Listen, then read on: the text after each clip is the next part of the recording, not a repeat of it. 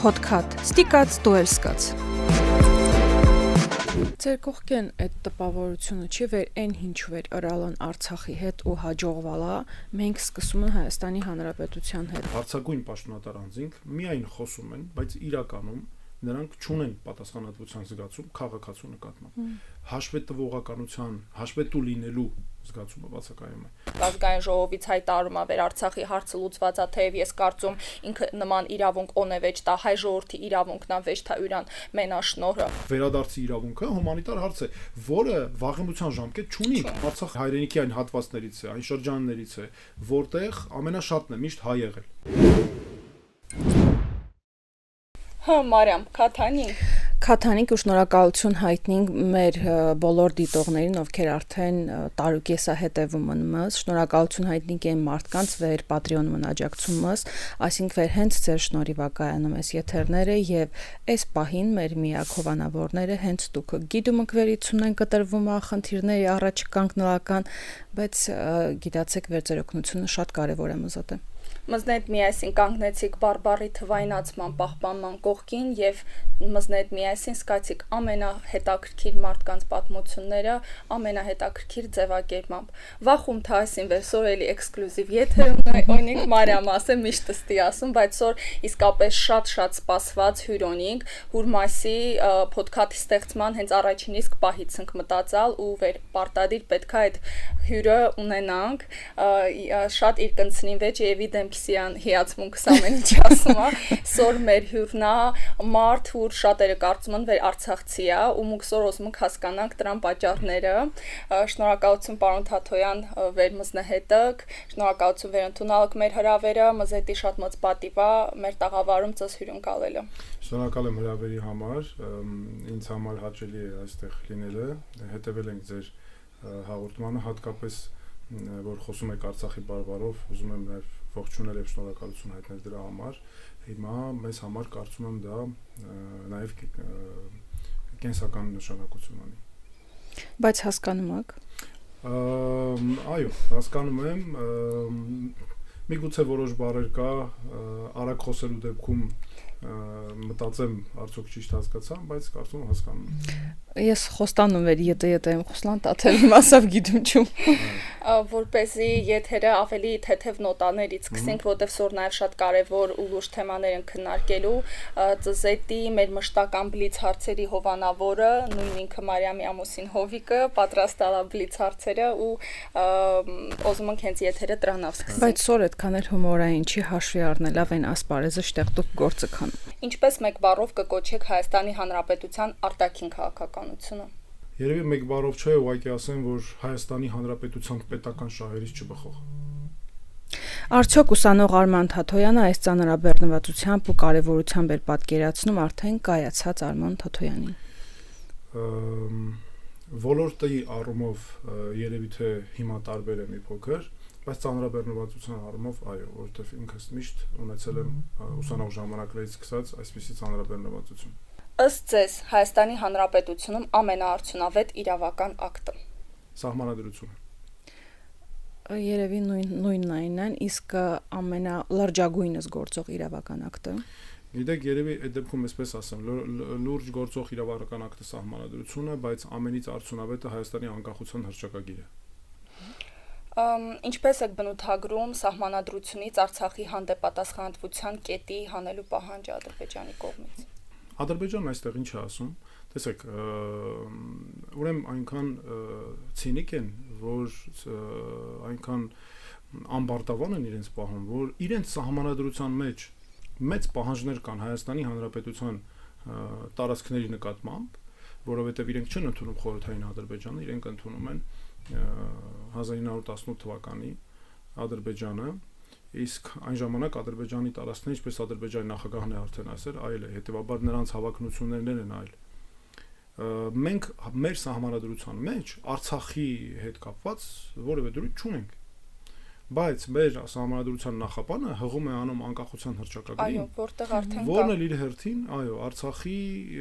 հետ կապված նշում ունի, չպետք է տրվել այս նարատիվին ու ընդհանրապես այս կարծրատիպը փորձել մեզ մոտ բերել։ Հիմա Ադրբեջանը աշխարհում կարծրատիպ է ստեղծում իբր Հայաստան տարածքային պահանջներ ունի Ադրբեջանի նկատմամբ եւ Հայաստանի սահմանադրությունն էլ դա ամրապնդում է։ Դման բան չկա։ Ինչպես կկոչեք մարդասպան Ռամիլ Սաֆարովին երկրի ազգային հերոսի կոչման արժանացնելու փաստը։ Դե դա հայասպանության մաքուր հովանավորություն է։ Ռամիլ Սաֆարով կոչված երևույթը Ադրբեջանի ազգային հերոս է։ Արցախի շրջափակման ժամանակ, երբ մենք սկսեցինք ուսումնասիրել թե ովքեր են այդ այսպես կոչված էկոակտիվիստները, որ շրջափակել էին, ուրեմն նրանք ոչ միայն կառավարությունից ֆինանսավորվող, նրանց գործակալներն են եւ այլն, նրանց բոլորի սոցիալական ցանցերի էջերը, գրեթե բոլորը Ռամիլ Սաֆարովի նկարներով ողողված էին եւ որպես հերոս են ընդունում, օրինակ որպես երբ նա Հունգարիայից ազատ արձակվեց եւ տեղափոխվում էր Ադրբեջան, դեռ լինելով օթում օթանավի մեջ ազատ արձակվեց Ադրբեջանի նախագահի հրամանագրով։ Նրան նվեր տվեցին բնակարան Բաքվում։ Նա ստացավ աշխատավարձի հատուցում այն տարիների համար, որ անցկացրել է Հունգարիայում։ Հիմա տեսեք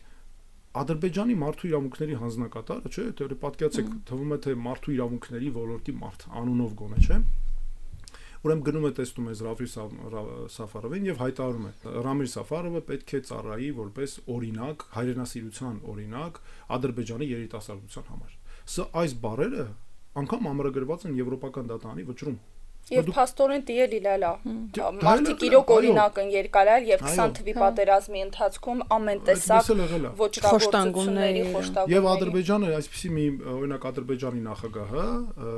ինքն էր չէ խոստացել, ասել էր ես իրեն հետ եմ բերելու անպայման, բայց ինչ կոնտեքստում, ասում է ով կոնտեքստը հետեւյալն է, ով հային վնաս տա աշխարհում, ես նրա մեջքին կանգնած եմ եւ նրան ամեն ինչ անելու եմ այդ եթե վտանգի մեջ հայտնվի եւ այլն բերեմ։ Հիշում եք Քարվաճառում սպանություն եղավ 3 հոգի ներխուժել էին, նրանցից երկուսը դատվել էին եւ Շուշիում էին Շուշի քրեակատարական դատերին իլալում Շահբազ Գուլիև եւ Դիլհամ Ասկերով, ինչու՞ շատ լավ հիշում եմ այդ հանցագործների անունները։ Ադրբեջանի նախագահը հատուկ հրապարակային խոստացել էր, որ այս մարդկանց ինքը բերելու է։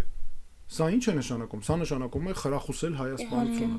պետական բարձր մակարդակով եւ Ռամիլ Սաֆարովին վերաբերող այդ գործով վճռում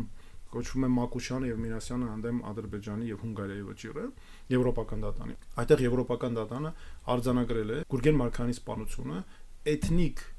պատկանելիությամբ պայմանավորված սպանություն էր։ Այո։ Ինչ կարևոր իրավահարաբերություն կամ օրենք կստեղծեիք, փորձելով շատ թե քիչ կարգավորել Հայաստանի համար այս բարդագույն ժամանակաշրջանը, եթե ունենայիք այդ հնարավորությունը։ Իմ կարծիքով մենք Հայաստանի Հանրապետության այս երիտասարդ հանրապետության պատմության քաղած գլխավոր դասերից է ունենալ իրական պետական գործիչներ։ Հայաստանի Հանրապետությունը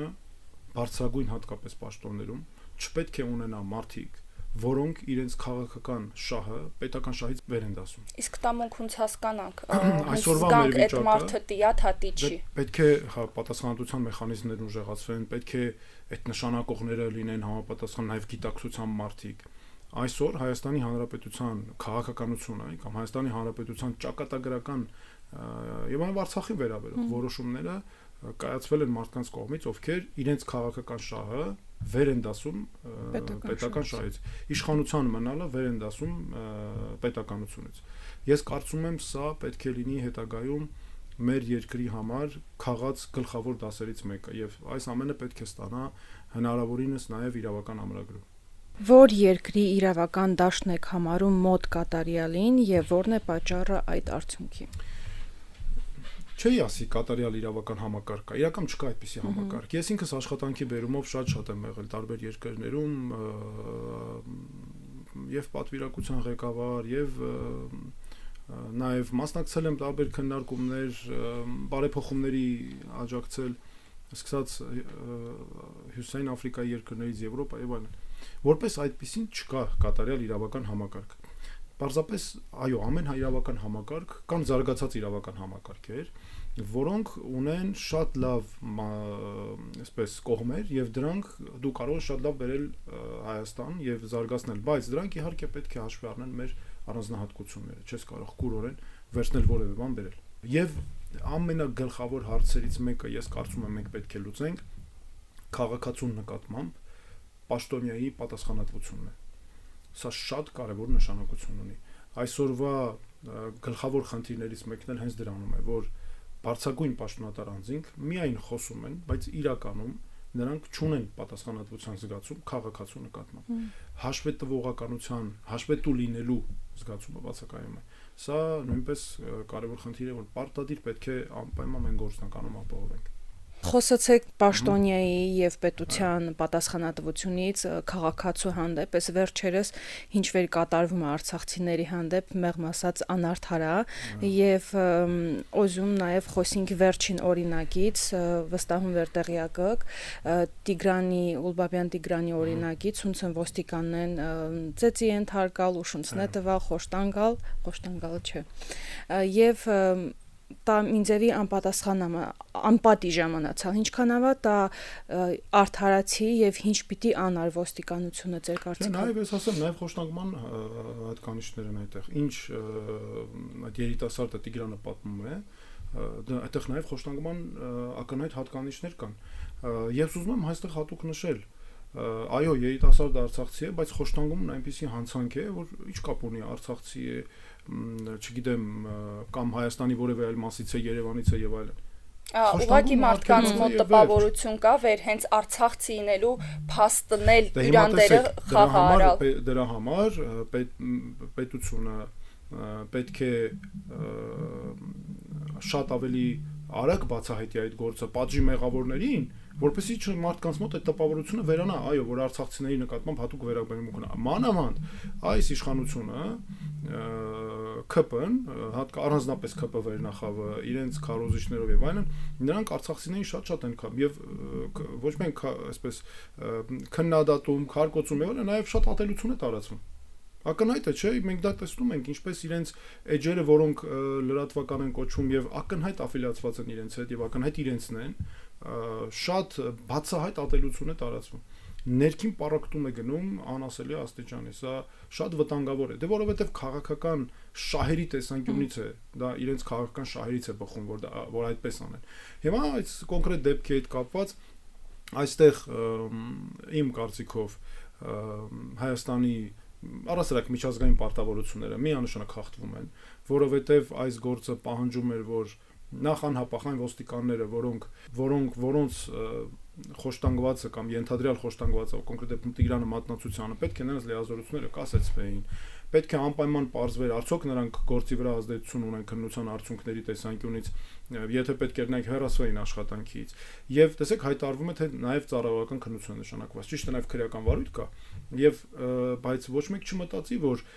այդ ծառայողական քննության շրջանակում վերջում կարող են մի երկու հատ նկատողություն տալ վերջացնել։ Սա պետք է քրեական վարույթի քրեական հետապնդումով ելք ունենա։ Այս խոշտանգման գործերը, գիտեք, ասես մի հատ առանձնահատկություն ունեն։ Ուրեմն, եթե մարդը բավարար մանրամասնությամբ կամ բավարար չէ, մանրամասն ներկայացնում է ինչ է իր հետ տեղի ունեցել, ապա պարտավորությունը դրվում է պետության վրա հերքելու այս ամեն ինչը։ Եթե պետությունը չի կարողանում հերքել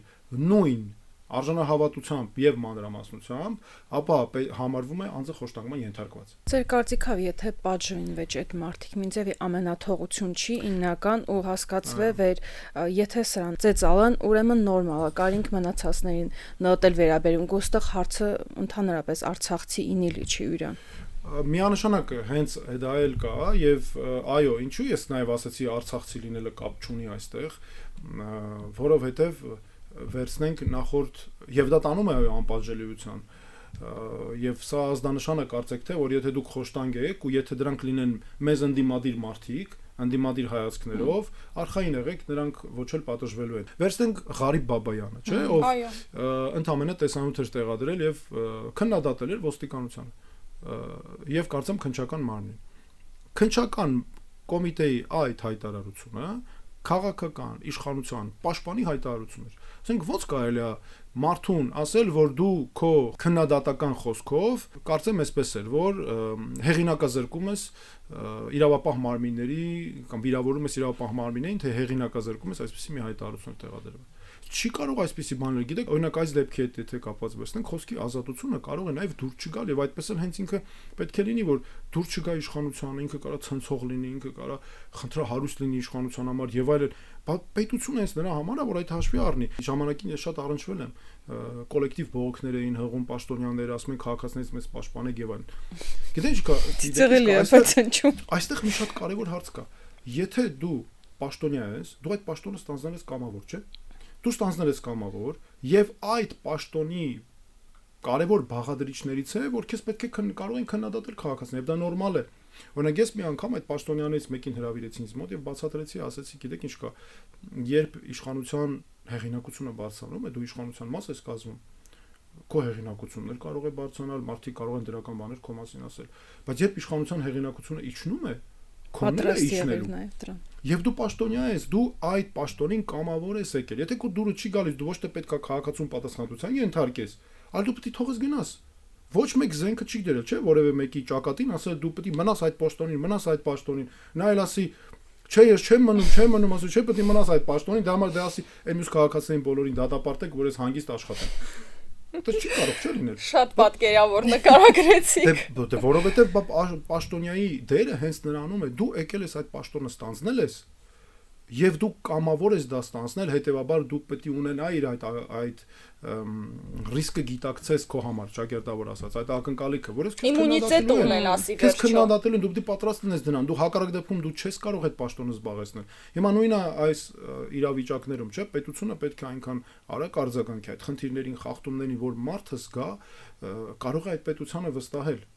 Սա շատ կարևոր է։ Մանավանդ այստեղ տեսեք, մենք ունենք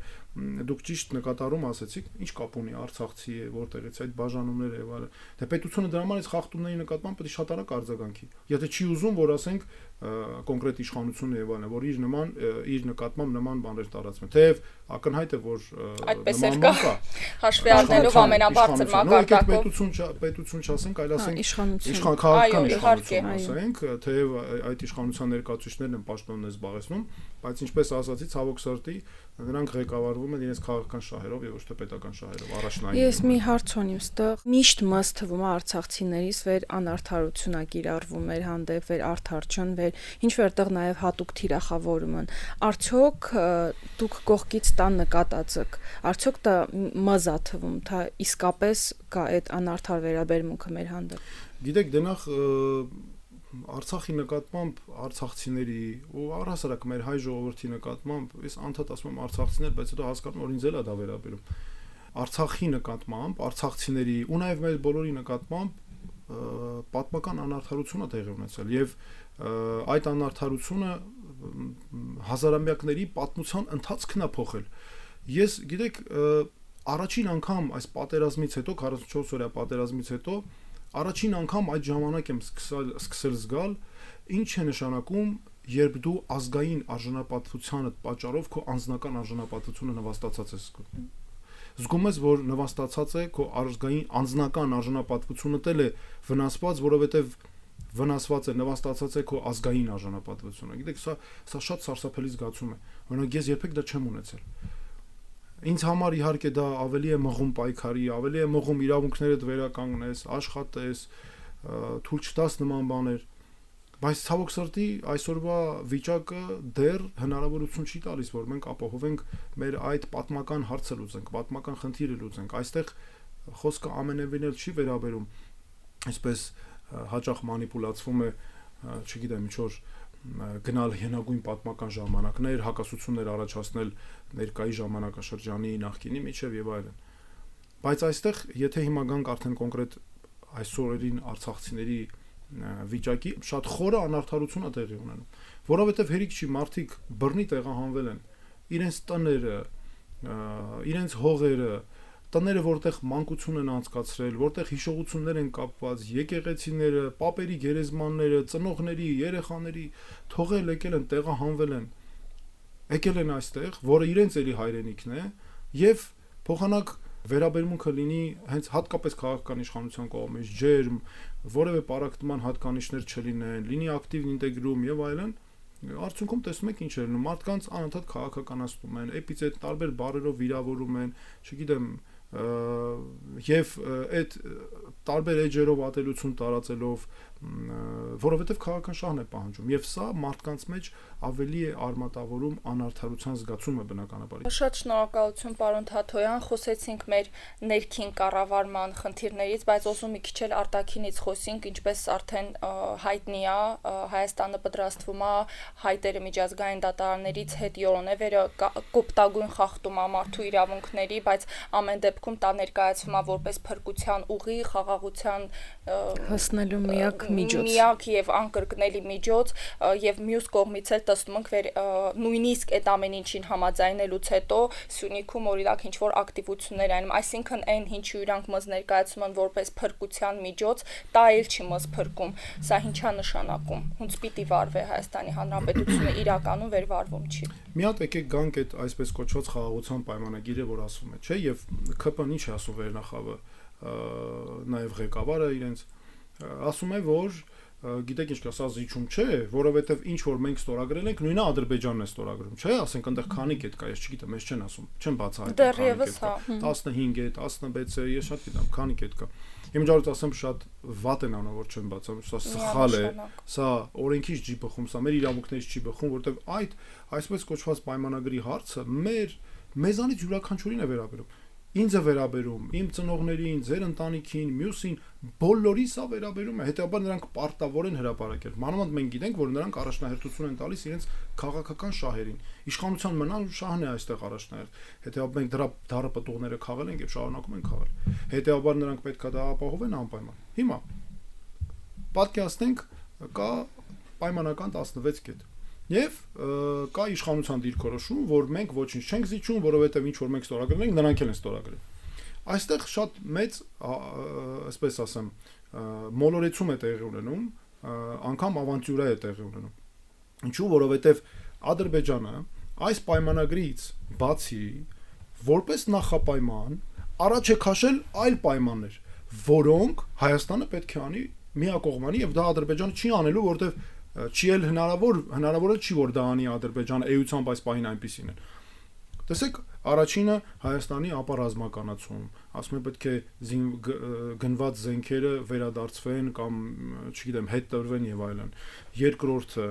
այսպես կոչված արևմտյան ադրբեջանցիների վերադարձ, որոնք 300,000 են առաջի փուլի համար, նրանք ցուցակներ արդեն ունեն, պատասխանատու մարդիկ ունեն նշանակված եւ այլն, ընդ որում սա, եթե նման բան հանգարց տեղի ունենա, սա նշանակում է Հայաստանի դեմոգրաֆիական վիճակի սկզբունքային փոփոխություն։ Սա նշանակում է, որ մի քանի տարի հետո Հայաստանի Հանրապետությունը որպես այդպեսին չի լինելու այլևս։ Եվ հետո մենք կասկածում ենք, որ այս մարդիկ լինելու են Ադրբեջանի հատուկ ծառայությունների ներկայացուցիչներ, լինելու են քրեակատարողական հիմնարկներից ազատված մարդիկ, հատուկ հանձնարարություններով։ Հələ մի հատ գնանք նախկին մեր պատմությունը նայենք։ Աքսել Բակունցը օրինակ Գորիսում եղել է հողաշինարար եւ եղել է սահմանազատման հանձնաժողովի անդամ, երբ Անդրկովկասում սահմանազատման աշխատանքներ են իրականացվել Խորհրդային Միության սկզբնական ժամանակահատվածում գոյության։ Մի հատ Աքսել Բակունցի զեկույցները, որ կարդում ենք, գիտեք ինչ աղբյուր են, այնինչ տեղի է ունենալու կամ տեղի է ունեցել այս ընթացքում հայելային կրկնությամբ եղել է։ Այնտեղ բնութագրվում է ինչպես են ադրբեջանցիները սովորեցրել իրենց գյուղացիներին հայերի նկատմամբ հարձակումներ են արել, հայերից տներ են գնել, հետո ստիպել են պահանջել են, որպեսի տան, հետո կենտրոնական իշխանություններին բողոքել են, գյուղեր են փորձել պոկել մեզանից եւ այլն եւ այլն եւ արել են դրանք։ Մյուս հարցը, որ այս ադրբեջանական իշխանությունը տանում է, այսպես կոչված Զանգեզուրի միջանցքի բացումն է, բայց այն տեսքով, որ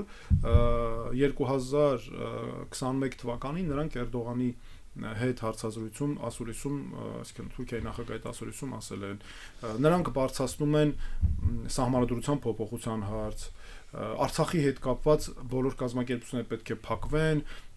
հայրենասիրական նաև այդ ազգային արժեքներ տարածող երևույթներ չպետք է լինեն եւ այլն։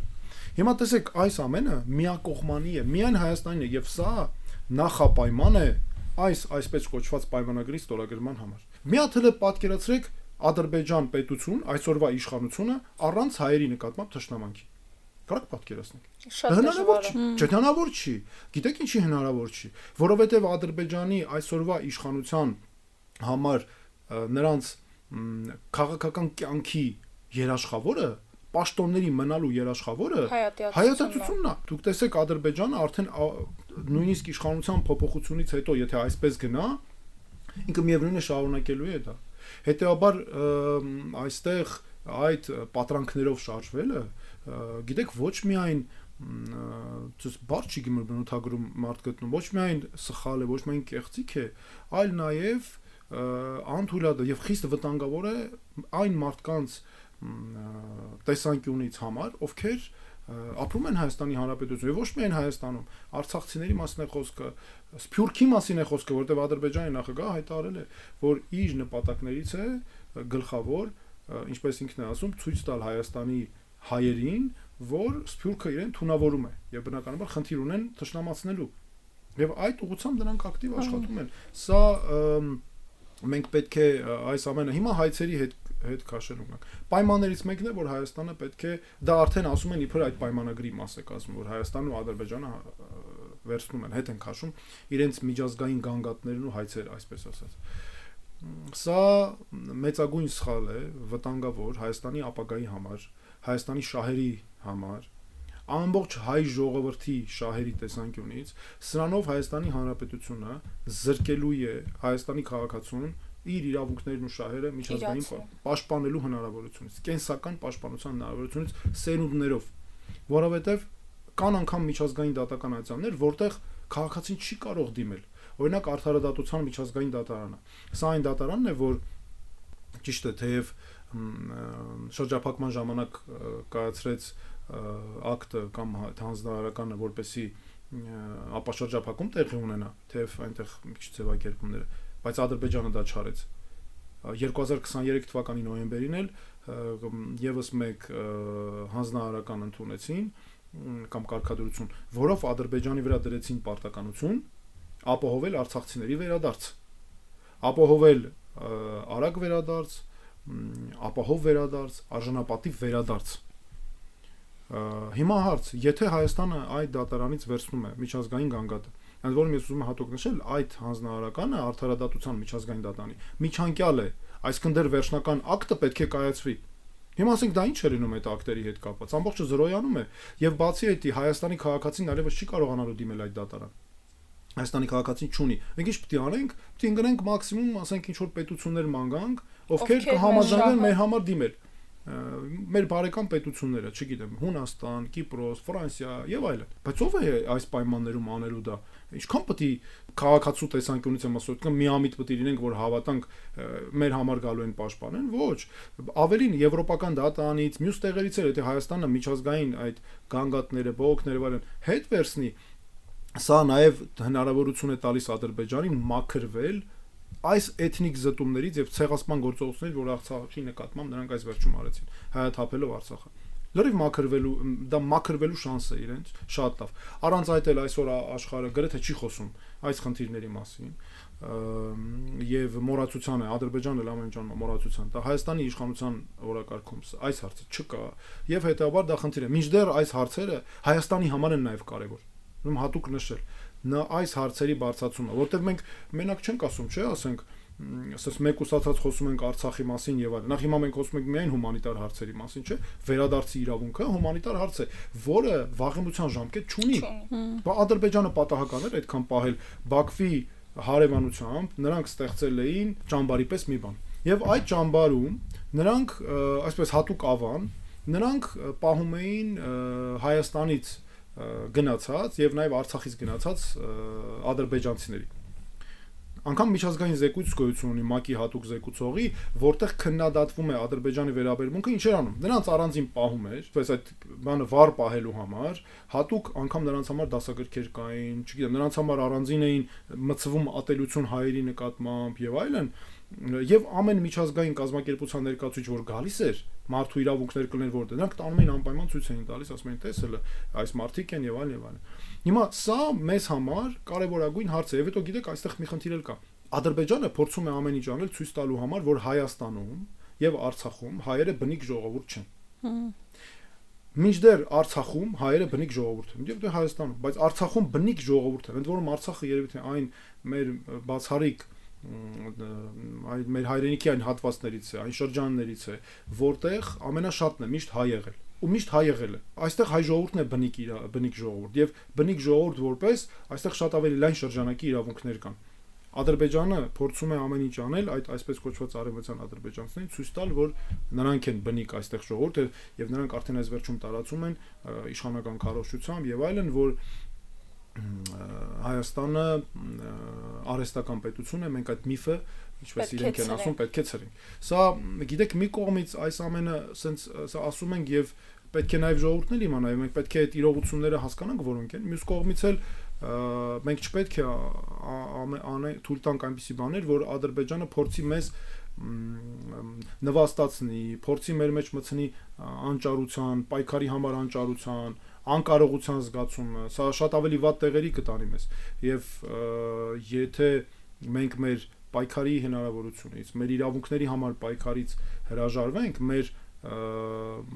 պատմական արդարության համար նաև այդ իմաստով իրավունքներից հրաժարվենք, շատ ավելի վատ է մեզ համար լինելու։ Ձեր կողքեն այդ տպավորությունը չի վեր այն ինչ վեր ըրալան Արցախի հետ ու հաջողվալա, մենք սկսում ենք Հայաստանի Հանրապետության հետ։ Օրինակ Արցախի հետ կապված, երբ դեռ մինչև 44 օրյա պատերազմը, այսպես ասենք, նրանց ամբողջ ուժերը կենտրոնացած էին, նո Հայաստանն էր թիրախավորվում ժամանակ առ ժամանակ, բայց ամբողջ ուժերը կենտրոնացած էին Արցախի վրա։ Եվ այստեղ մեր եկեղեցիներն էին ներկայացվում ադրբեջանական ուդիական, ադրբեջանական ժառանգություն որպես ուդիներ, կովկասյան ալբանացիներ եւ այլն եւ այլն։ Եվ անգամ հիշում ենք 44 օրյա պատերազմից հետո անգամ Ադրբեջանի նախագահը ինչպես է եկեղեցու մեր եկեղեցիներով շրջում եւ ասում է այդ փորագրած սեպագրերը պետք է վերացվեն, անգամ հանձնաժողով էր ստեղծել։ Հիմա երբ Արցախի հարցը լուծեցին, այսպես ասած, եւ այնտեղ այլևս հայ չկա,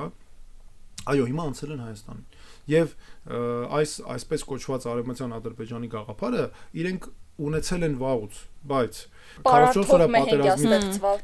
օրյա պատերազմից հետո հատկապես ակտիվացրել են եւ հատկապես ուժեղացրել են այս գիծը, այսպես ասած, ու հումանիտար իրենց բանը որն է քաղաքականությունը տեսեք ոնց են փոխել, հումանիտար շղարշի ներքո հումանիտար հարցերի շղարշի ներքո առաջ են տանում օկուպացիոն զավթման ծրագրեր։ Արցախը ինչպես եղավ այս վերջում։ Եթե հիշում եք Արցախում, վստահ եմ հիշում եք, Արցախում 2022 թվականին մինչև դեկտեմբերի 12-ի շրջափակումը մի հատ էլ դեկտեմբերի 3-ին էր կարծեմ արեցին, մի 4 ժամով, 4 ժամով կարծեմ փակեցին ու բացեցին նորից։ Փակեցին ու բացեցին եւ այդտեղ ինձ համար շատ ակնհայտ դարձավ, որ սրանք ինչ-որ բան են փոխել։ Մանավանդ արդեն դրանք ունեին իրենց այս նոր գիծը, Խրամորթի, մի շարք գյուղերի մոտ, երբ բերում բարձախոսներ էին միացնում, չէ՞։ Հա, հեռացեք, ձեր հեռացեք, ձեզ կանենք, չէ՞, սպառնում էին։ Հետո որ այդ դենց արեցին, ակնհայտ էր որ փոխել են սրանք քաղաքականությունը եւ այդ կրակոցների զինված եւ այլն լեզվից փորձում են անցնել ուրիշ եւ իրենց հումանիտար շղարշը առաջ տանեն։ Դրանից հետո եկան այս էկոակտիվիստները։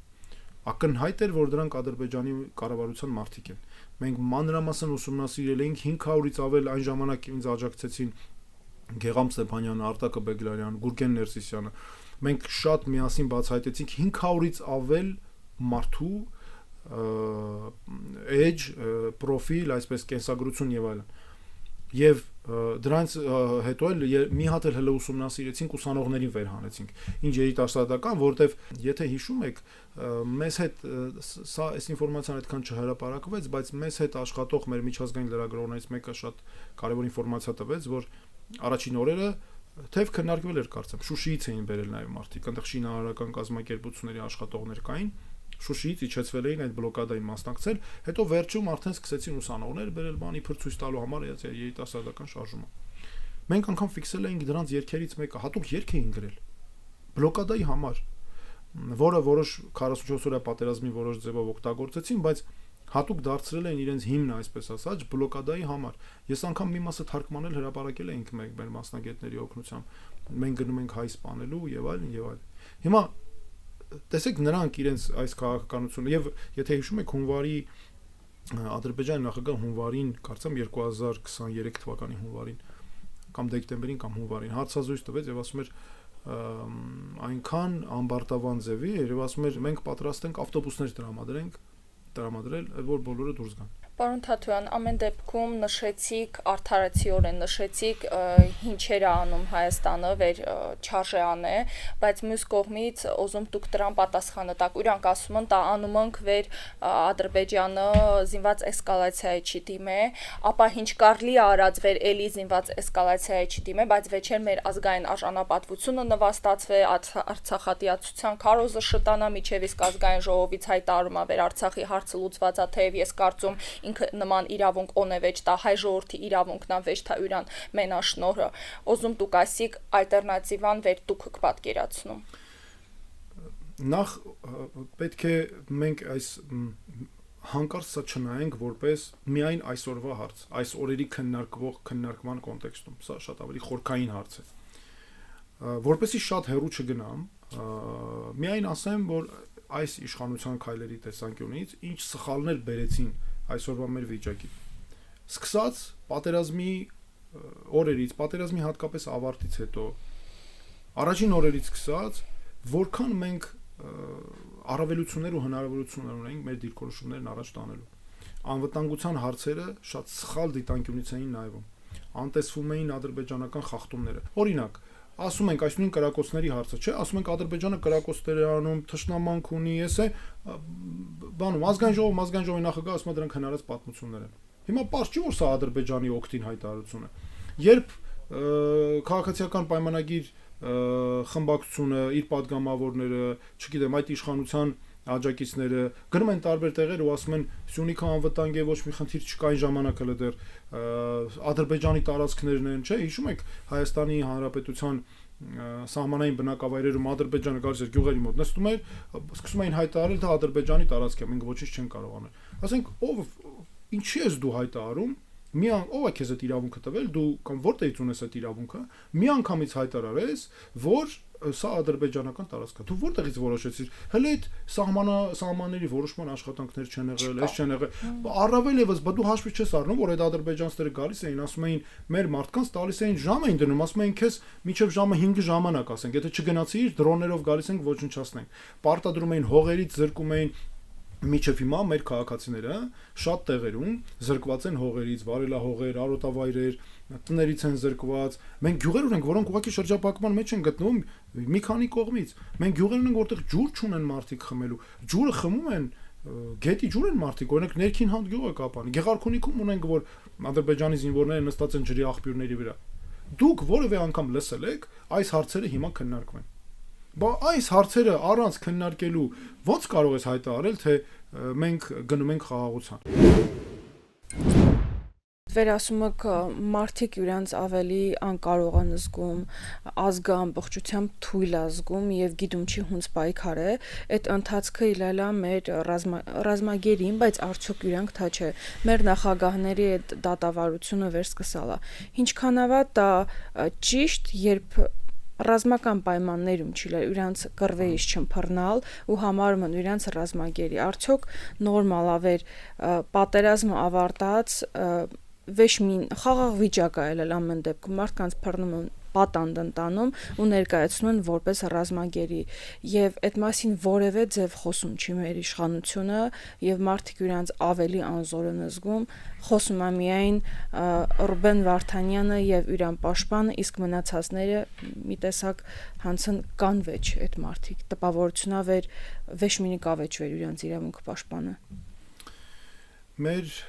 մեր գերիներն ու պատանդներին Ադրբեջանը այսօր օգտագործում է իր քաղաքական նարատիվներն առաջ տանելու եւ հիմնավորելու համար։ Մեր գերիները նրան անհրաժեշտ են իր քաղաքականությունը եւ իր քաղաքական դիրքերն ամրապնդելու համար, իր քաղաքական նպատակներն առաջ տանելու համար։ Ինչ նկատի ունեմ։ Ադրբեջանը միշտ հայտարարում էր Ադրբեջանի իշխանությունը, որ Արցախում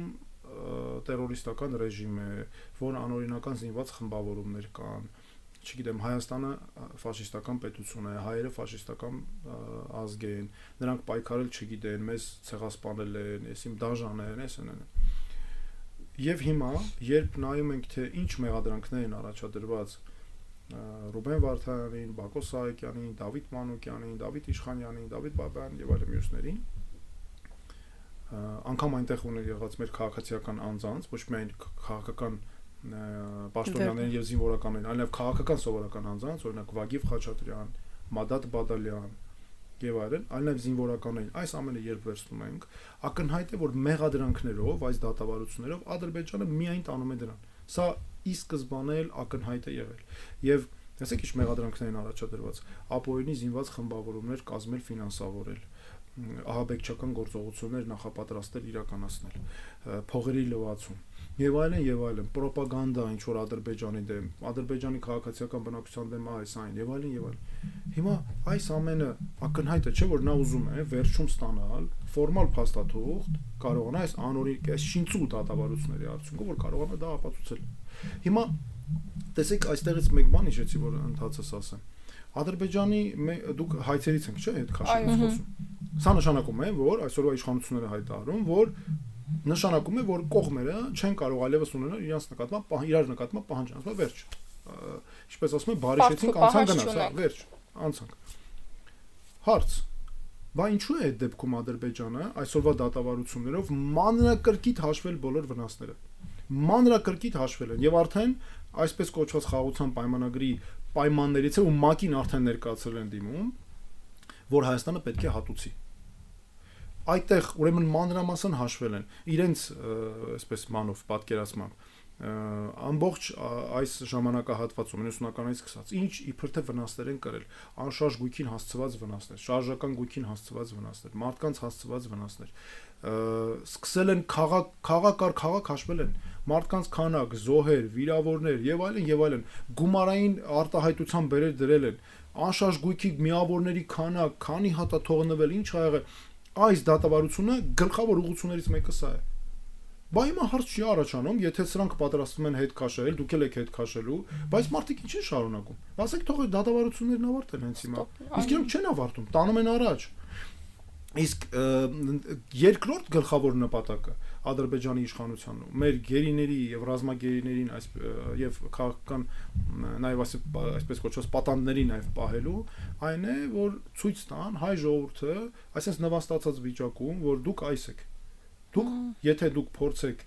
համարձակվել, պայքարել մեր դեմ կամ ինչպես դուք եք անվանում, դուք հայտնվելու եք այս վիճակում, բոլորդ։ Ընդ որում ասեմ ձեզ, նրանք սա շատ բացահայտույց են տալիս իրենց հասարակության համար։ Մենք մանրամասն ուսումնասիրում ենք նրանց, թե ինչպես են նրանք հրապարակումներ անում։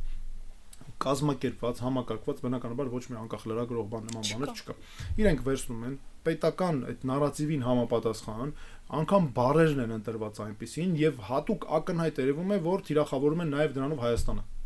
որ Հայաստանի ժողովուրդը տեսնի եւ դրանով կոտրեն ամեն ինչ,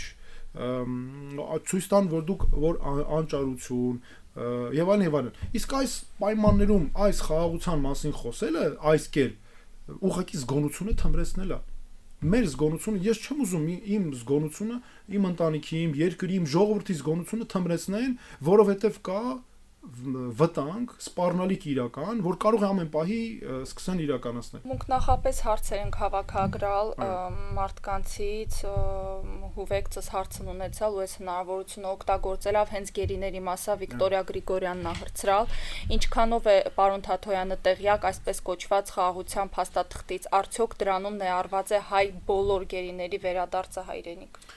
Այդ խաղաղության այսպես կոչված փաստաթուղթը ընդհանրապես փակ է պահվում, գաղտնի է պահվում եւ մեծ մասամբ մենք էլ ինչ էլ իմանում ենք Ադրբեջանից ավելի շատ բանաժողովուրդ իմանում, քան Հայաստանի իշխանություններից եւ սա իմջորոց այն կոպիտ սխալներից էր, որ նաեւ 44 օրյա պատերազմի ժամանակ կար, որ 20 թվականից հետո մենք ավելի շուտ ընդհանրապես ոչինչ չէր ասում, չէ՞։ Իսկ Ադրբեջանը շատ բաներ էր ասում։ Դա իհարկե Ադրբեջանին պետք էր իր քարոզչական նպատակների համար, բայց դա էլ ասում էր եւ ժողովուրդը տեսնում էր, որ այնտեղից էլ է կարողանում ստանալ եւ ցավոք սրտի շատ դեպքեր կային, մարդիկ գնում են իրենց աղբյուրներից էին նայում իմանում, չէ՞։ Եվ նույնիսկ այստեղ է, մենք շատ բաներ ընդեղից ենք ասում եւ տպավորություն է, որ Հայաստանը ստիպված ինքն էլ է ասում, որովհետեւ նրանք արդեն ասել են, փախնելու տեղ չունի, այսպես ասած։ Հիմա այդ պայմանագրին իհարկե ծանոթ չենք, բայց ես ինչքանով որ հասկանում ենք մենք քաղաքական իշխանության հայտարարություններից, այդ պայմանագիրը չի ներառում գերիների հարցը, պատանդների եւ գերիների հարցը։ Այսօր իշխանությունը եւս մեկ նարատիվ ունի, քաղաքական իշխանությունը Հայաստանի իրենց աջակիցներով, քարոզիչներով տարբեր տարածում են այն, որ պետք է չխոսել այս թեմայից։ Մի խոսեք։ Վնասում է։ Բոլորը չխոսեք, հանգարց չխոսեք այս թեմայից։ Վայ, հանգարց մի հատ խոսեցիք, վերջ, մենք հետ չենք բերի այդ մարդկանց հետ։ Սա խայտարակություն է, սա ոնց կարելի է նման բան անել։ Այդ նույն բանն է, ոնց որ ես զեկույցներ էինք հրապարակում գերիների խոշտանգումների հետ կապված, ասում են հնարավորած պատմություններ է։ Նույն օպերայից է։ Նույն պատմությունն է։ Ասում են, չէ, մի խոսեք, այ որ խոսեք չեք կարող։ Այն ժամանակ էլ ուրիշ բաներ էին ասում են ժողովրդի մեջ մի տարածեք անդելանելիության զգացում եւ այլն։ Բոլոր հարցերը տարել է դեպի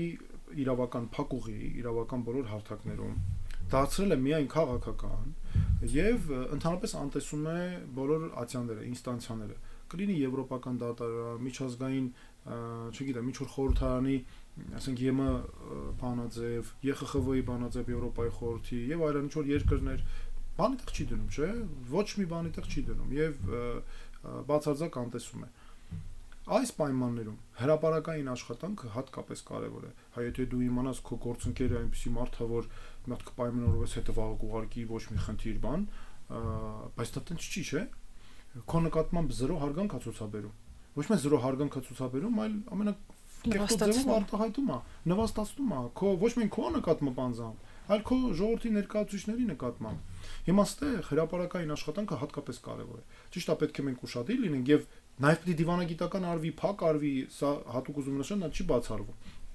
Բայց հրապարակային աշխատանքը ինչի է կարևոր։ Ճնշումը գեներացվում այդ միջազգային կառույցների նկատմամբ նրանք էլ աշխատեն։ Ադրբեջանը,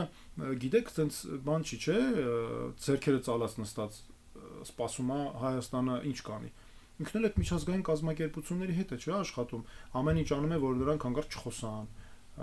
արձագանք չտան, հայտարարություններ չանեն, ճնշում է այդ մարդկանց նկատմամբ։ Պետք է հաշվի առնենք, որ կան կառույցներ, որոնք դու պետք է նաև հրապարակային ճնշես, որ աշխատեն։ Թե չեն աշխատի իրանք։ Մի կարևոր բան էլ ուզում ասել։ Գերիների եւ պատանդների ազատ արձակման հարցը երբեք չի կարելի հանգեցնել միայն մեր քաղաքացիների, մեր հայրենակիցների ազատ արձակման, դա նեղ հարցի։ Դա էլ է կարևոր։ Նրանք պետք է ազատ արձակվեն, որովհետև տանջվում են այնտեղ, չէ՞։ Բայց սա Հայաստանի արտաքին քաղաքական օրակարգի պարտադիր բաղադրիչ պետք է լինի, որովհետև Ադրբեջանը այս գերիների, մեր գերիների այս հարցը օգտագործում է Հայաստանի դեմ, Հայաստանի նկատմամբ թշնամանքի ավելի թշնամանքն ուժեղացնելու համար։ Տեսեք, ստանում է պարտադրում է որ տան ցուցմունքներ, թե ինչպես որ ինքն է ուզում, ինչպես որ եղել է։ Դրա համար էլ հիմա Հայաստանին ասում են դու Հայաստան պարտավոր ես համագործակցել, Հայաստանի իշխանությունը պետք է համագործակցի դատավարության հետ։ Ինչ մարդկանց փոխանցի, այնտեղ դատեն, էս անեն, այն անեն։ Հələ տեսեք էս վնասները այդքան որ հաշվում է, նա օգտագործելու է այս ամենը Հայաստանի դեմ պայքարի համար։ Հետեւաբար սա նրա համար կարևոր չեն, ասենք դա օրինակ Ռուբեն Վարդանյանը, Բակո Սահակյանն է, թե Պողոս Պողոսյանն է, Պետրոս Պետրոսյանն է։ Նրանց համար կարևոր այդ կարգավիճակներն ունեցող մարդիկ են, այդ դերակատարությունները, որ բերի փորձի հասնի իր նպատակներին։ Դրա համար գերիների ազատ արձակման հարցը այստեղ ինչն է նաև Հայաստանի արտաքին քաղաքական իշխանության գլխավոր սխալներից մեկը, իմ կարծիքով, որ չի արտահայտում Հայաստանի պետական շահերը, որ գերիների ազատ արձակման հարցը ոչ միայն չեն դիտարկվում, այլ նաև ընդհանրապես դուրս են հանել։ Մինչդեռ պետք է լինի մեր արտաքին քաղաքական, ինչպես արդեն քննարկեցինք, կարևոր բաղադրիչներից մեկը։ Ստեղ մի բանլի հիշում կներես, Արցախում ապրող հուվերք վերմնացան Արցախում այն եզակի հայերի նաև օգտագործում են մեր քաղաքական վերնախավի դեմ ցուցմունքներ տալու հարցում։ Ուզում մի քրեք ստեղ բարձաբանիկ, արդյոք մեր հասարակությունը վեր սկսում է ատելությամբ խոսել այդ մարդկանց հանդեպ, հասկանում չի վեր իրանք են ի վերջո գերինդեղ եւ վերմնացանդեղ իրանք հենց դրան Ադրբեջանի գործիքներ։ Մարդկային առումով փորձում ես հասկանալ, որովհետեւ օրինակ ես վերջում Ադրբեջանը տարավ այնտեղ ապրող մի քանի հայերի եւ ստիպեց որ ցուցմունքներ տալ գերիների ու պատանդների գործով, հատկապես տեղ Ռուբեն Վարդանյանի դեմ։ Այնտեղ իբր զինված խմբավորումներ է ստեղծել եւ այլն եւ այլն։ Եվ բնականաբար նրանց ասածները օգտագործում է նաեւ Հայաստանի դեմ իր ագրեսիայի համար։ Այստեղ այս ամենը եւս մեկ բան է նշանակում, որ արցախցիների, երբ մենք խոսում ենք արցախցիների Արցախում ապրելու մասին այս պայմաններում, սա անհատական իրավունք չէ, որտեվ անհատական իրավունքի դեպքում դու չես կարող պաշտպանության անվտանգության երաշխավորություններ ունենալ։ Սա կոլեկտիվ իրավունք պետք է լինի։ Տեսեք, այդ մարդիկ Արցախում ապրում են որպես անհատներ։ Ճիշտ է, նրանք հայեր են եւ Ադրբեջանը դա օգտագործում է միջոցով իր օգտին, որ այստեղ մենք բազմազգ ենք, չգիտեմ ինչ եւ այլն, մենք հանդուրժող ենք սա նրա նկատմամբ։ Մի քանի հոգով Տեսեք, նրանք բոլորը մնացել են որպես իրենց անձնական կարգավիճակով, չէ՞։ Կարծում եմ հետևում են, եթե չեմ սխալվում, նրանք նաեւ Ադրբեջանի քաղաքացիներ են դարձել։ Այստեղ վստահ չեմ, բայց այդպիսի հրապարակումներ եղան։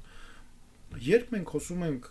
արդեն Արցախում ապրելու կամ վերադարձի մասին, որը հումանիտար հարց է, չէ՞,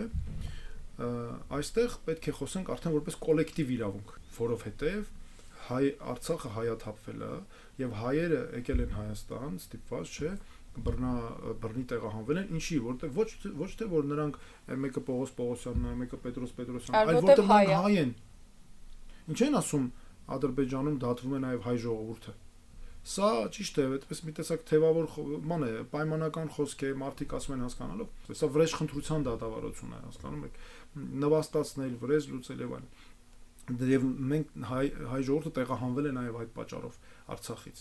Իսկ երբ մենք խոսում ենք որպես կոլեկտիվ իրավունք, այստեղ արդեն առաջ են գալիս եւ բռնի տեղահանման արդյունքում է եղել էթնիկ զտումները, այստեղ առաջ են գալիս արդեն անվտանգ վերադարձի իրավունք, ապահով, արժանապատիվ վերադարձ, կայուն վերադարձ, կամավոր վերադարձ, որը պետք է լինի երաշխիքներով։ Եվ այդ արտաքին ճիշտ քաղաքականություն տանելու պայմաններում ես կարծում եմ այս խնդիրները լուծելի են։ Եվ սրանք ամենակարևորը մենք պետք է նայենք Հայաստանի առհասարակ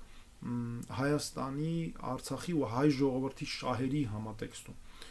Սա կարևոր է եւ մենք չպետք է հիմա տեսեք նրանք ասում են ադրբեջանցիների վերադարձ, մենք լրիվ հանել ենք օրակարգից։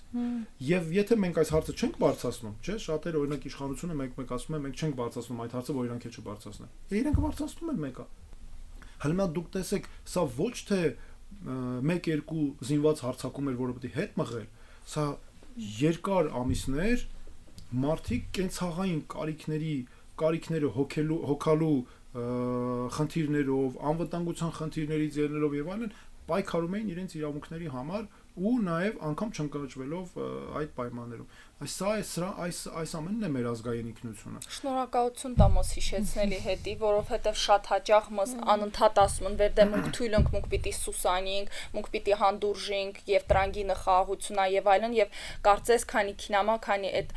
մեր մեջ մարում է այդ ազգայինը, մենք մոռանում ենք, մենք ինչ պայքարների մեջ հավանք անցկացալ ու մենք մենակ հիշում ենք մեր վերջի պարտությունը եւ մս համարում անկարող, շատ կարեւոր է դա։ Ես մի դրվագ պատմեմ, ուրեմն հետարքիր դրվագ պատմեմ, դա շատ իմ մեջ տպավորվել է եւ ես կարծում եմ այդ մեր ազգային ինքնության իրական բաղադրիչներից է։ Ուրեմն 2016 թվականի ապրիլյան պատերազմը սկսվեց, ես անմիջապես երկրորդ օրն առավոտյան մեկնեցի Արցախ։ Իմ երկու գործընկերոջ հետ մեկնեցինք Արցախ եւ այնտեղ պետք է աշխատանքներ տանեինք, մարդու իրավունքների եվրոպական դատարան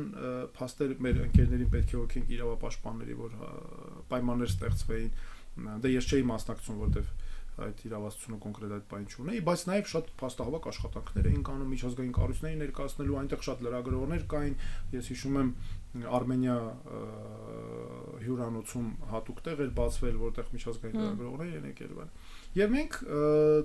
պետք է Արցախի տարբեր բնակավայրեր գնայինք, որտեղ գնդակոծություններ, հրետակոծություններ էին եղել, որ փաստեր հավաքեինք, ասենք վնասված տներ եւ այլն եւ այլն։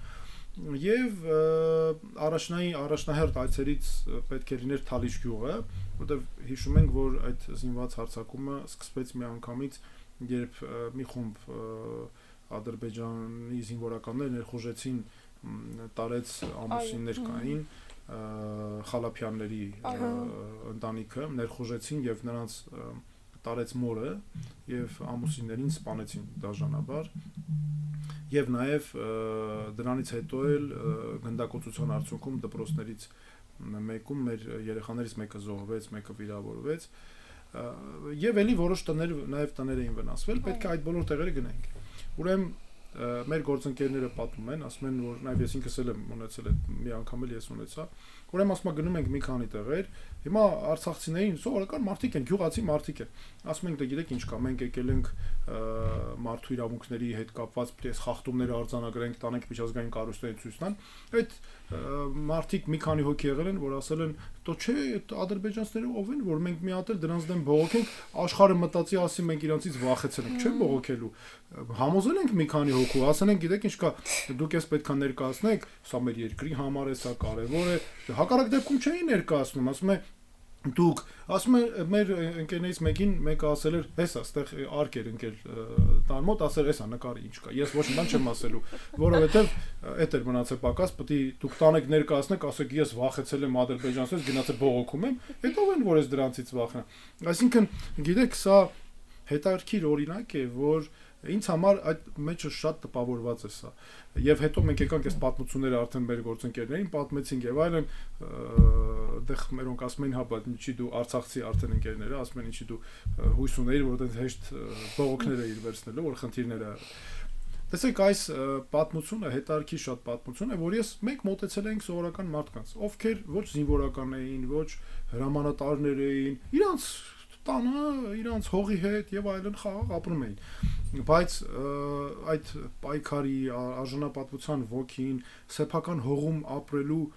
ապրելը գիտակցելու կարևորությունը, ամուր մնալու կարևորությունը այնքան մեծ է, այնքան ուժեղ է, որ մարդը ասում է, այդ չհասկացա, այդ պետք է մտածեն, ասեն ես վախեցել եմ,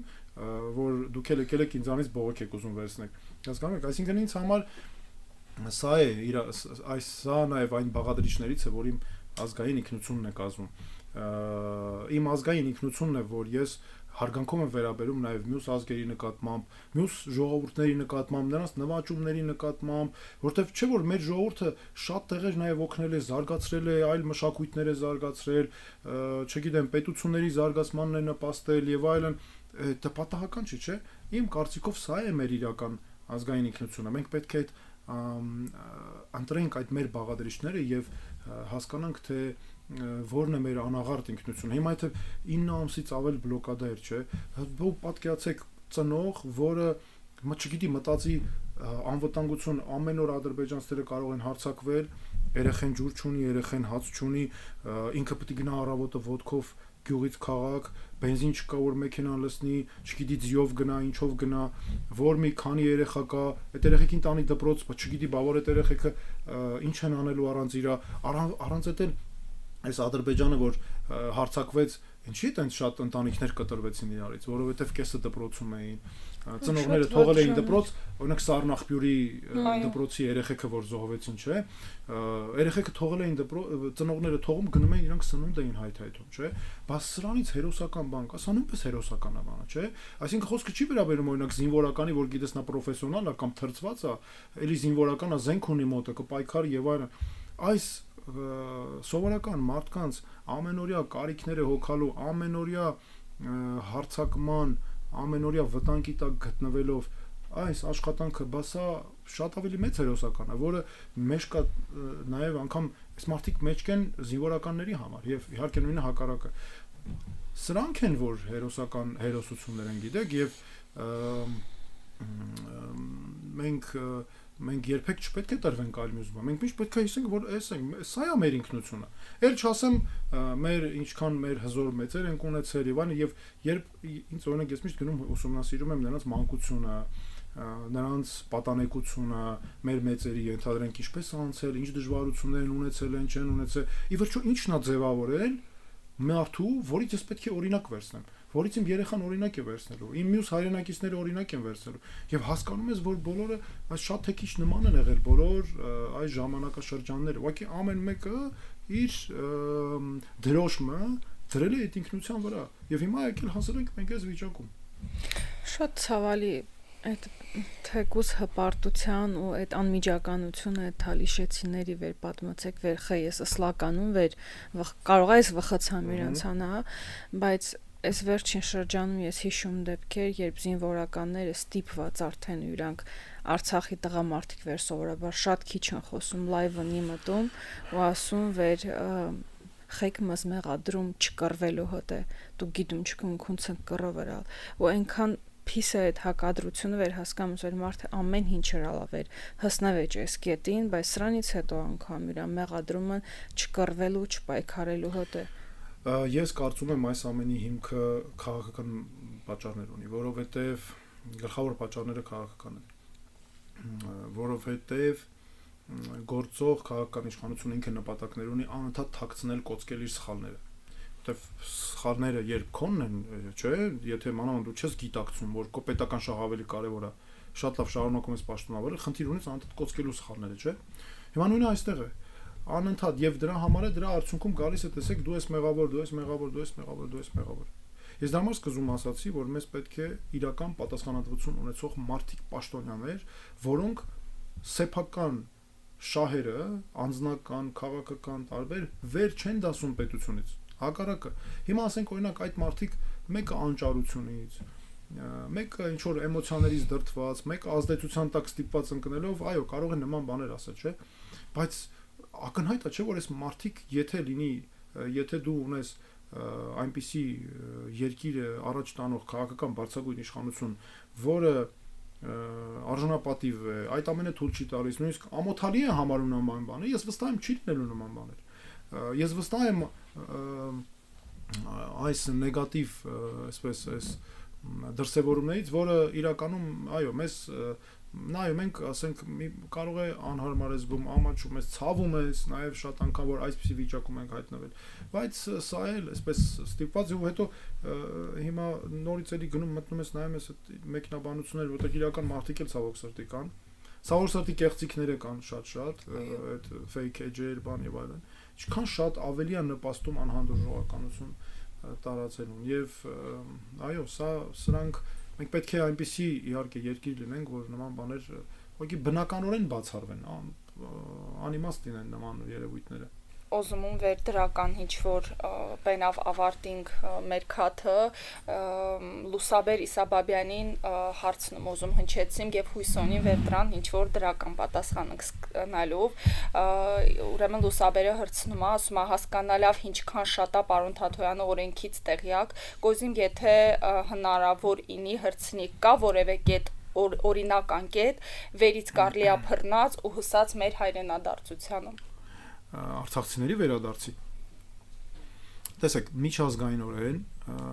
միջազգային իրավունքը երաշխավորում է հայրենիք վերադարձի իրավունքը յուրաքանչյուրի։ Եթե մանավանդ դա տեղի ունեցել բռնի այս նման տեղահանման էթնիկ զտումների արդյունքում։ Կարճ ասած, Արցախ վերադարձի իրավունքը այդ հումանիտար կարևոր հարցը բնական իրավունք է, որը այո, երաշխավորված է միջազգայինորեն։ Դա իհարկե այսօրվա պայմաններում բարդ է եւ հենց այսօր էլ այնպես չի որ հենց այսօր հնարավոր է դա։ Բայց ես կարծում եմ սրա համար սա պահանջում է երկար աշխատանք, շատ աշխատանք։ Միայն շատ աշխատանքի, ճիշտ աշխատանքի դեպքում, անընդհատ աշխատանքի դեպքում է սա հնարավոր։ Որովհետեւ իրականում բարդ է խնդիրը, իրականում անվտանգության մարտահրավերները բարդ են Հայաստանի հետ կապված եւ Արցախի հարցը ցավոք սրտի այդ կարծրատիպերի ուժով անընդհատ դրա հետ է կապվում։ Մենք պետք է ամեն ինչ անենք, որ դա բացառենք, թույլ չտանք եւ ի վերջո հասնենք նրան, որ վերադարձը լինի հնարավոր, բայց վերադարձ, եթե հնարավոր կլինի ապահովել անվտանգությունը արցախցիների, որտեղ անհատական վերադարձ, եթե լինի, մենք պարզապես բացում ենք Ադրբեջանի ձեռքերը հետապնդումներից սկսած ամեն ինչով վերջացրած եւ նորից եմ ուզում ասել որ որևէ մեկը չմտածի թե մենք այս հարցերը բարձրացնելով Հայաստանի վրա ավելացնում ենք ինչ որ սպառնալիքներ կամ այս ազգային հարցերի վրա կենտրոնանալով ավելի ենք սպառնալիքներ բերում այդպես չէ հակառակը այս վերադարձի հարցերը օրինակ ՄԱԿ-ի չափանիշներ կան, ՄԱԿ-ի բանաձևեր կան բազմաթիվ, որոնք երաշխավորում են սա եւ Արցախի վերադարձի հարցը, գիտեք, այսպեսին բան եմ ուզում ասել։ Այստեղ հարցը կապվում է հայրենիք գաղափարի հետ։ Յուրաքանչյուր ոք իրավունք ունի վերադառնալ իր հայրենիք։ Արցախը մեզ համար հայրենիք է։ Իսկ հայրենիքը ինչպես է չափվում, ինչպես արդեն ասացինք, մշակույթով, եկեղեցիներով, գերեզմաններով, հիշողություններով, սոցիալական տարբեր միջավայրի առանձնահատկություններով, բարբառով եւ այլն, այս բազմաթիվ հարցերը հանրագումարում տալիս են հնարավորություն, այո, բարձրացնել վերադարձի հարցը։ Ճիշտ է, Ադրբեջանը այսօր անընդհատ մերժում է, բայց ես պետք է ասեմ, գիտեք, հետեւյալը միջազգային արդարադատության միջազգային դատային ուղղված նամակում կամ իրենց դիրքորոշման մեջ Ադրբեջանը նախագահ ընդունել այդ հնարավորությունը։ Մի ուրիշ հարց ասեմ, նոյեմբերի 9-ի երակողմ հայտարարության մեջ ֆիքսված է վերադարձի իրավունքը եւ սա միակ ընդ որում փաստաթուղթն է, որտեղ ՄԱԿ-ի փախստականների գրասենյակն է նշված անգամ, ՄԱԿ-ի փախստականների գրասենյակի հովանու ներքո։ Եվ սա միջազգային է, արդարադատության միջազգային դատանի հանձնարարական է, ինչպես արդեն ասացի, 2023 թվականի նոյեմբերի 17-ի կարծեմ։ Հստակ ասում է, Ադրբեջանը պարտավոր է ապահովել վերադարձ։ Հիմա մեզ ինչ է մնում, դիվանագիտական, չգիտեմ, տարբեր քայլերի, ճիշտ հարաբերություններ ամեն երկրի հետ զարգացնելով, միջազգային կառույցները ճիշտ օգտագործելով եւ այլն, հասնել ի վերջո խնդիրների լուծմանը։ Չէ՞ որ սա այստեղ ոչ թե ինչ որ օկուպացիաների ռազմական գործողությունների էսկալացիաների, չէ, սա ընդհանրապես վերադարձի իրավունքի մասին է, բնական իրավունք, որ մարդը կարողանա ապրել իր հայրենիքում։ Ուզում մեր քաթը ավարտինք, այն նույն հարցը վերավեր սկսվալա, խեյն մարդիկ կարծում վեր դուք արցախցիք։ Երևի թե որ շատ եմ Արցախի հարցերով զբաղվել ու Արցախի խնդիրները շատ ենք ներկայացել, բայց նաև սա էլ նրանից է, որ Արցախը իսկապես ես շատ եմ սիրում, չեմ ուզում ասել շատ էի սիրում, Արցախը շատ եմ սիրում, եւ ինձ համար շատ մի սիմվոլիկ հուշերից մեկը Աստղաշենի մի աստղ ունեմ ինձ մոտ, 44-րդ պատերազմից հետո գնացի Արցախ, մեր գործընկերներից Գառնիկ Երկոնյանի հետ միասին Սփյուռքի գնացինք հունիս ամիսներ, լավ հիշում եմ, 44-րդ պատերազմից հետո 22 թվականի հունիս ամիսը։ Գնացինք եւ այնտեղ Արցախի արտաքին գործերի նախարարությունում մեր քննարկումների ժամանակ մեր ԱԳՆ-ի աշխատողներից մեկը նվիրեց։ Ես ափսոսում եմ, որ Աստղաշենում չեմ եղել, շատ հույս ունեմ նույնիսկ ուզում շատ դրա լավատեսական ասել, որ կլինեմ կտեսնեմ, որովհետև շատ մատնություններ եմ լսել, Աստղաշենի աստղը, այդ փոքրիկ աստղը ինձ համար ամենաթանկն է, որովհետև դա որքան էլ փոքր լինելով իր մեջ այն ամենամեծ ուժն է պարունակում։ Ես դրա համար իմ ռամկայի մեջ պատրաստել եմ տվել եւ այլն, ինձ մոտ դա այդպես դրված է, որպես փոքր հուշանվեր, նույնիսկ եթե արցախցիների տեսնում հարցնում, ասում դուք Աստղաշենի աստղեր ունեք ձեզ մոտ, ասենք ով որ ասում է մի 5 հատ ես ունեմ, 6 հատ ես ունեմ, դե լավ, ասում դե մարդը ոնց որ ուզեմ կտա, բայց որ ասում ես դե լավ, իրան է պետք դա, բայց ման եմ գալիս արցախցի, որ եթե ունի մի քանի հատ քոնին ձերի տա, մի քանի հատ էլ ունենամ, որովհետեւ իմ այդ աստղի այս եզրերը մի փոքր թրած են, sense ոնց որ շատ ճիշտ ասում կատարյալ աստղ իլել չի, որտեղ շատ հինն իրանք, բայց շատ խորհրդանշական է, որտեղ ասում են, չէ, երազանք պահի ու աստղը իրենց եշում ու որպես աստղ երազանք սպահում, հույսոնիմ Աստղաշենի աստղը մի օր ձեզ Արցախ կտանե ու մզել, աստղաշենցիներ տեսեք ինչ մած պատիվա։ Այդ աստղերը մի քանի հատ ջրեցիք, մունքը փոխանցելու միջոցը գիտում ենք։ Շնորհակալություն ձեր գերզբաղ օրերից մզ արդեն 2 ժամ տրամադրելի հետ է։ Շնորհակալություն այսքան կարևոր հարցերի անդրադառնալի հետ է։ Իհարկե մեր հարցերը շատ են եւ մեր եշողներն շատ հարցեր գիրել, բայց հուսանք վեր հնարավորություն կունենանք առաջիկայում եւս հանդիպելու։ Շնորհակալությունս անձնական հայտնում եմ ձեզ եւ արցախցիների հուրոցները ամենաշատնում ես առնչվում իրանց մեծ հարգանքը եւ համակրանքը ձեր հանդեպ վերահաստատում եւ շնորհակալություն անդադար մեր իրավունքներից խոսելի հետի, որովհետեւ սոր շատ քչերն են խոսում այդ մասին ու մզետի ցանկացած մեկը ուզվում Ես մի բան ասեմ, միջև դուք ուզվեք վերջացնեք, մի բան ասեմ, իրական շնորհակալ եմ, ապրեք շատ եւ տրամադրող մթնոլորտ եք ստեղծում եւ այլն, քննարկելու համար է շատ կարեւոր, բայց նաեւ մի բան ասեմ, որ երբ զեկույցներ տարբեր ներկայացնում ենք այցերից առաջ Արցախ եւ այլն, միշտ պատմական նաեւ փաստաթղթեր է ուսումնասիրում փաստեր եւ մեր Երևանի պետական համալսարանի պատմության